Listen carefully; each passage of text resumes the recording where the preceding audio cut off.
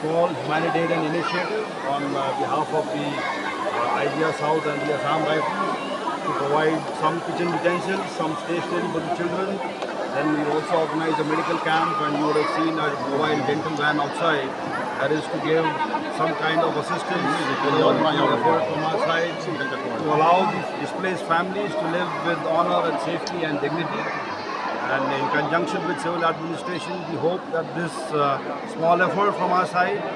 would be able to provide some comfort and some security to these displaced families. So this is the program which we have conducted today. All right? Thank you.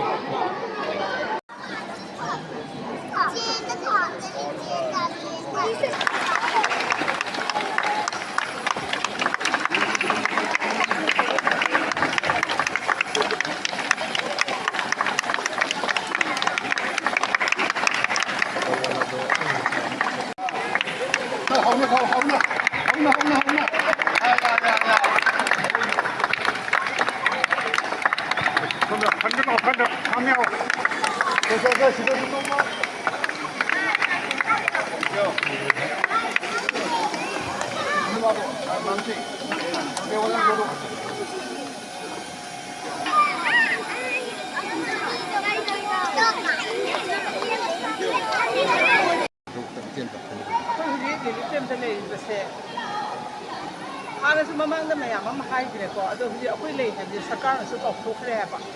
akoi se koi moina budi akoi sana ba pi ko pali chiang chu pi ising mai chu koi na mak pi ado pi ra ga si sa da awat pa dum lei ha ba ado ni akoi gi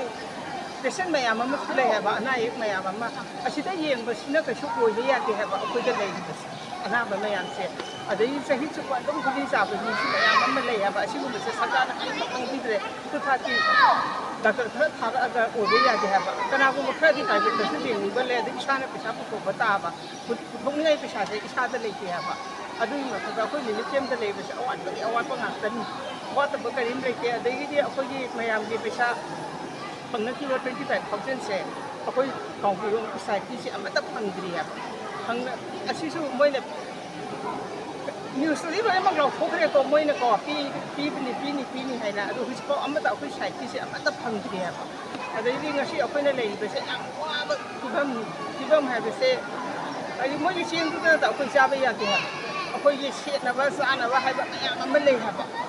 ado kayang pina akoi si bu ma ni game su kayang pina thang ki dori no akoi je karam ma pham da le hang ki dori no kayang pina akoi si awa ba khang han ki dori no ha ba ni da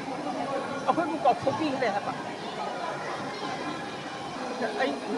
ni de du ma yam ki du loi na ma le su tam ba angan ka kran ni na ma le di ya ba ai di angan ki le tam han da ba ya de ba akoi ni game da le de sa ai le de ni sai si ki ma han ba ya ma ta ba ni na khara ma na hajira su ga sa la ga ma sa ma ni de le tam han ya ba akoi na kai da sarkar da gi akoi se hazab de su lai le ha ba